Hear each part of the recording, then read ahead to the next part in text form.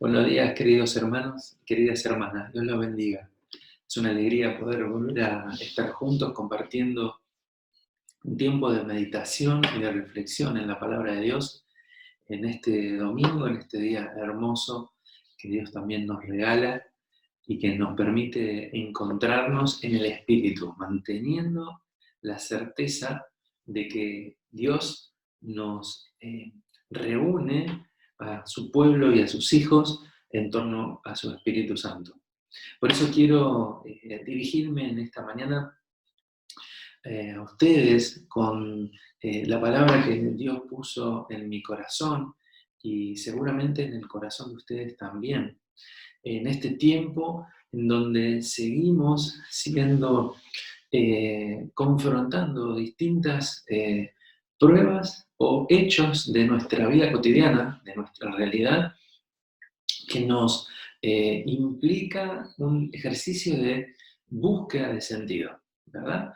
De superar estas pruebas porque cada nueva circunstancia nos hace preguntarnos, nos hace encontrarnos con nuestras emociones, sentimientos, expectativas, anhelos, como individuos, como familia, como iglesia, como vecinos, como nuestra vida cotidiana va siendo probada bajo distintas circunstancias. Y quiero invitarlos a ir al Evangelio de Lucas, allí en el capítulo 22, versículos 31 y 32, es un pasaje más extenso.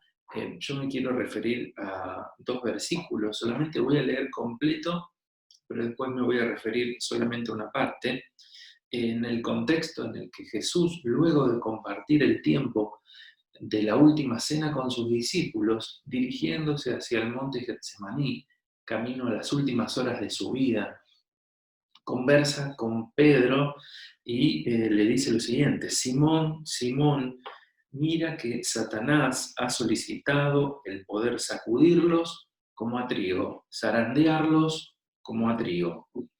Pero yo he rogado por ti para que tu fe no desfallezca, no falle. Y tú, cuando hayas vuelto, confirma a tus hermanos.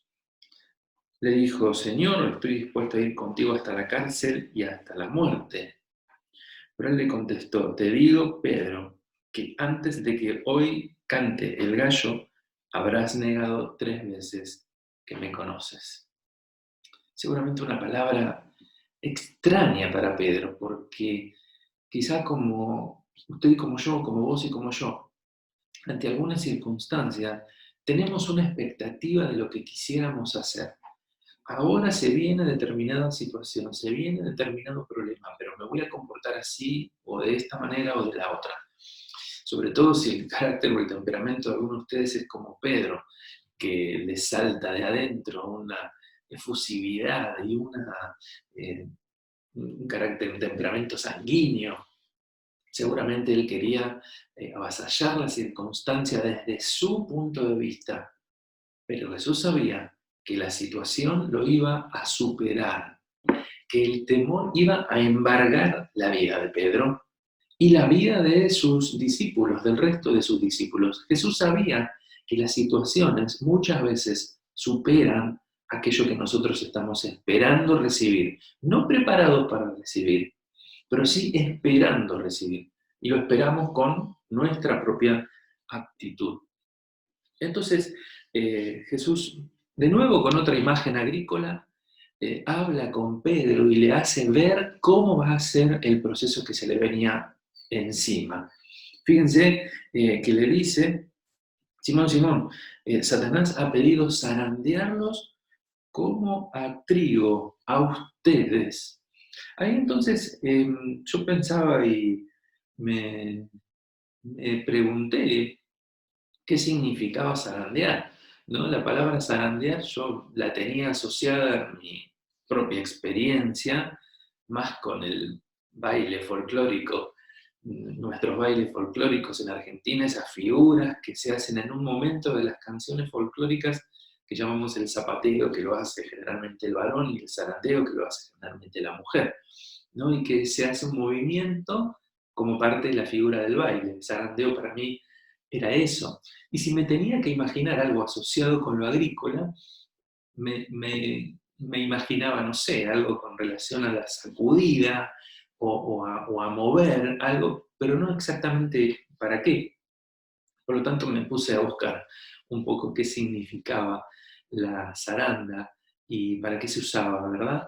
Y la zaranda, en definitiva, es un momento de la cosecha que implica el filtrado del grano de trigo, la separación del grano de trigo del resto de los elementos de la espiga misma o de las distintas partes que recubren el grano y que van siendo quitadas por medio de un proceso de filtrado. La zaranda es una plancha, o puede ser de distintos tamaños, hay de hecho máquinas muy grandes que lo hacen hoy día, en donde el trigo se pone encima y con un movimiento de sacudida va cayendo el grano de trigo y se va filtrando, va quedando aquellos restos que van a ser desechados o usados para otras cosas.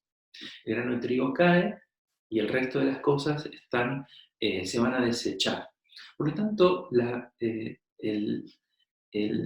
zaranda es un proceso de filtrado donde queda el grano ya más o menos limpio, ¿no? Donde ya va quedando el grano listo y dispuesto, de tal manera que el resultado es el grano ya pelado o preparado para ser usado para otras cosas, para llevar a la molienda, por ejemplo. Y dice la palabra que que el diablo ha pedido para zarandearlos. A ver, el zarandeo en este contexto no es algo malo, el zarandeo es una acción normal y es una acción positiva desde este punto de vista. El problema es quién lo hace. El asunto es quién acá lo hace. Y la imagen que yo me representaba viendo lo que dice el relato, el diablo ha pedido a ustedes para zarandearlos a ustedes como trigo. Yo me preguntaba, mi enemigo, mi adversario, viene a querer hacer esa parte del trabajo tan importante. Imagínense ustedes que traen en una caja registradora y viene alguien que saben que es ladrón, una persona que roba, pero que no es que se arrepiente, saben que roba, es más, viene siendo así, y le dice, ¿no me dejás que te cuide la caja registradora un rato? ¿No? Y uno sabe que la cierra y que no es que se abre fácilmente, pero le dejaría el cuidado de sus bienes, de sus recursos, a una persona que tiene hasta la actitud cuya esencia y cuya naturaleza en ese momento es robar y destruir, ¿dejarían eso a su cuidado? Sin entrar en discusiones o en temas teológicos de lo que representa que el adversario pida hacer esa actitud, lo que Jesús le está diciendo a Pedro es que se viene un tiempo de prueba y esa sacudida no la voy a hacer yo. No va a ser como la otra figura de la poda de la vid, donde es el Padre el que poda para que demos más fruto. No es aquel que quita con cuidado lo que sobra para que nuestra vida produzca más fruto. Aquí la zaranda, la prueba, está hecha por el adversario, cuya acción es la de robar. ¿Cuál es la naturaleza del adversario? Robar, matar y destruir, dice el apóstol Juan. De tal manera que si el enemigo aparece, si el enemigo viene, hay una prueba y hay una prueba de riesgo. Hay una prueba de riesgo que viene a la vida de los hijos de Dios, a su vida, a mi vida, a la vida de la iglesia.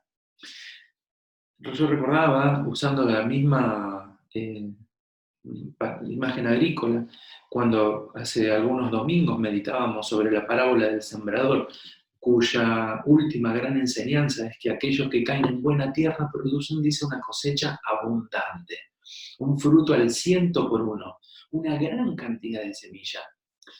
Pero si nosotros complementamos aquella gran imagen, incluso considerándonos fructíferos en gran manera, esta podemos usarla como una imagen que todavía se anexa a aquella y la complementa. Porque cuidado, como dice el texto de Corintios 10:12, el que esté firme, mire que no caiga.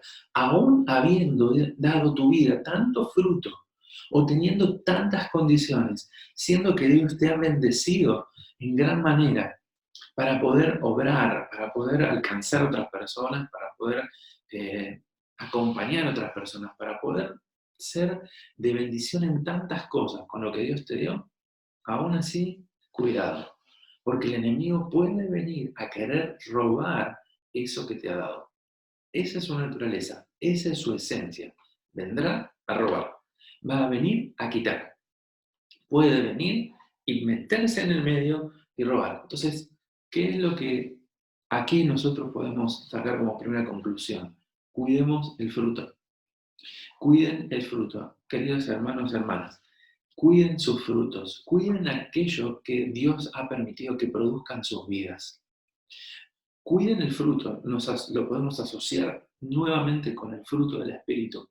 De la epístola de los Gálatas, cuando Pablo dice, el fruto del Espíritu, lo que el Espíritu produce en sus vidas, amor, alegría, paz, paciencia, bondad, dominio propio, todos los rasgos del fruto del Espíritu.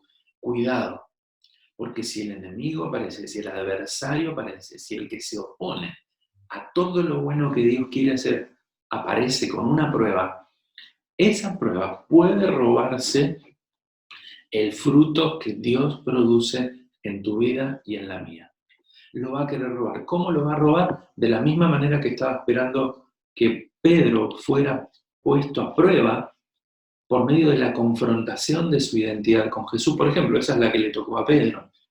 Ser confrontado en su identidad con Jesús. Tú estabas con él, tú eres de los suyos. No, yo no lo soy. Y de golpe, toda esa expectativa y ese temperamento de Pedro se derrumba delante de la realidad. Yo no sé si Pedro en ese momento se acordó, dice el texto que no, que se acordó recién cuando Jesús lo mira y Pedro llora amargamente.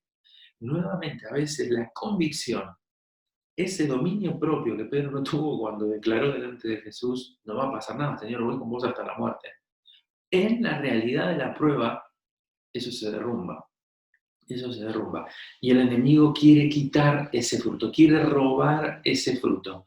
Aquello que con tanto esfuerzo vamos logrando y vamos alcanzando, trabajando día tras día. A veces nos cuesta un hábito saludable en nuestra vida, pero tal vez viene una pregunta, tal vez llega un mensaje, tal vez llega una persona, una contestación, tal vez algo inesperado que nos provoca amargura, recelos, eh, murmuración, malos pensamientos, inquietudes, incertidumbre, nuestro fruto de paz y de alegría empieza a desaparecer o se empieza a desvanecer.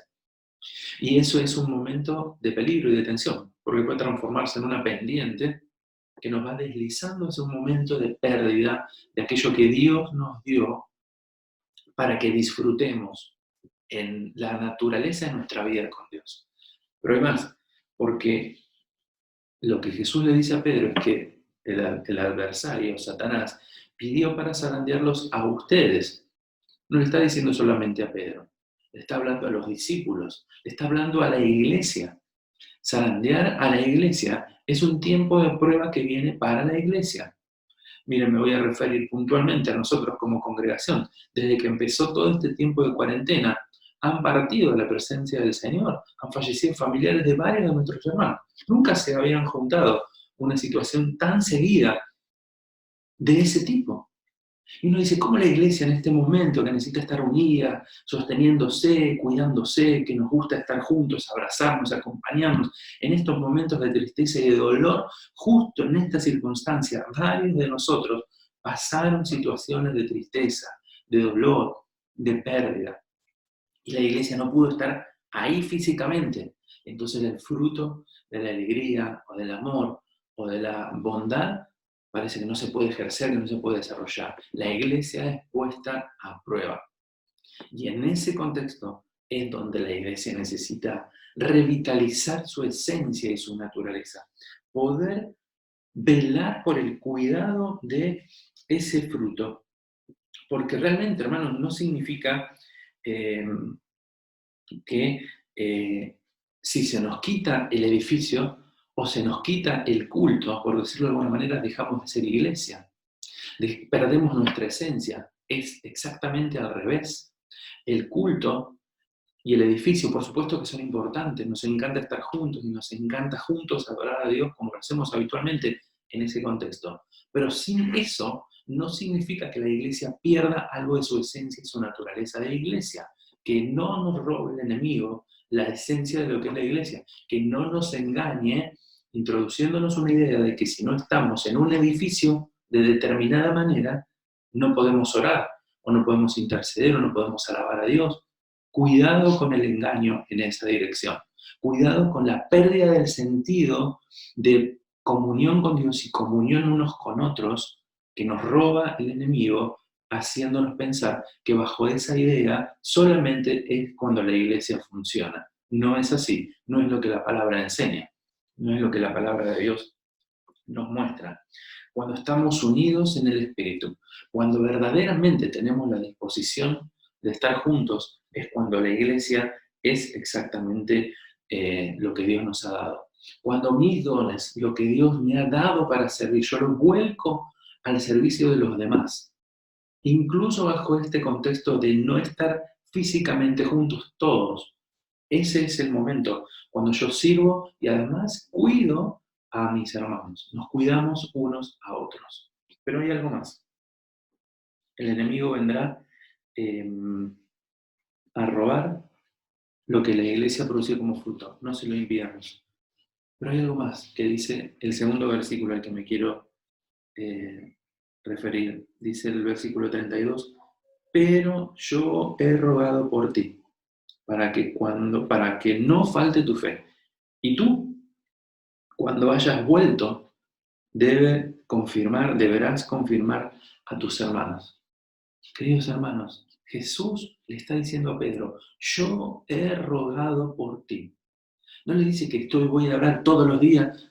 La oración de Jesús por su iglesia, por la unidad de la iglesia que encontramos en el Evangelio de Juan, capítulo 17, la oración que le dice a Pedro que él ha hecho delante de Dios, tiene un poder intercesor de repercusiones eternas. El Señor ha cubierto con una oración la vida de su iglesia. El Señor ha cuidado, dando su vida por nuestra salvación, pero dando con su oración un cuidado para su iglesia, para que nuestra fe no falle, para que unos a otros podamos decirnos, tengamos valor, tengamos firmeza, tengamos esperanza, una esperanza viva, y es viva porque es vivo, está vivo el que lo promete, y el que hizo las promesas para su iglesia, de que aún bajo esta circunstancia los dones siguen activos, y sus dones y los míos, sus talentos y los míos, su cuidado y el mío, están puestos unos a otros para servirnos, para cuidarnos. No permita que el diablo le robe la verdad de que Dios nos ha dado, aún sin tener edificio, o aún sin tener un culto, como normalmente lo hacemos en el edificio, el deseo, la necesidad y la esencia de cuidarnos unos a los otros. Y además, cuidar a las personas que tenemos a nuestro alrededor. Velar e interceder y expandir el testimonio. ¿La evangelización se terminó? ¿No podemos ya más compartir el evangelio? ¿Se terminó el poder hablar de Jesús a las personas, poder compartirles qué es lo que Dios ha hecho en nuestra vida? No, hermano, no necesitamos el púlpito para que otras personas vengan a los pies de Cristo. Necesitamos que usted y yo abramos el corazón y abramos nuestra boca para que otros escuchen, y ese es el vehículo. Que el enemigo no nos robe en el proceso de filtrado y de zarandeo al que nos puede someter con una prueba como esta, la esencia de lo que es la iglesia y la esencia de lo que usted y yo somos, de lo que vos y yo somos. Poné todo tu fruto del Espíritu, poné los dones que Dios te ha dado hoy mismo delante de Dios para que Dios use ese fruto para cuidar a otras personas, para cuidar a tus hermanos, para cuidar a tus vecinos, para velar por ellos, para llevar una palabra de esperanza y de aliento. ¿Y sabes qué? Dios ha orado. Dios, Jesús, intercedió, dice la palabra, por vos, por mí, por toda la iglesia. Esta es la esperanza más firme, más fuerte que hoy podemos tener en este tiempo. Quiero terminar orando, dándole gracias a Dios pidiendo que bendiga de la vida de cada uno de nosotros y nuestras familias. Padre nuestro que estás en el cielo, santificamos tu nombre, lo hacemos levantar en alto, lo declaramos, te confesamos, Señor, de nuestras vidas. Pedimos que tu reino venga, Señor, y se establezca en esta hora. Gracias porque nos has dado en tu palabra la enseñanza de estar advertidos de que el enemigo va a querer quitarnos el fruto, querer robarse el fruto que tu espíritu produce en medio nuestro. No le queremos permitir al enemigo que nos robe nada, sino ponerlo a tu servicio. Hoy, Señor, ponemos a tu servicio los frutos que tu espíritu produce en nuestra vida y en nuestra iglesia. Te alabamos, Jesús, te alabamos, Dios, confiamos en ti. Nos aferramos a tu promesa de que al orar por nosotros somos fortalecidos y al volvernos a ti en medio de la prueba nos alentamos y nos cuidamos unos a otros. Alabamos tu nombre, en el nombre poderoso de Jesús. Amén y amén. Dios los bendiga.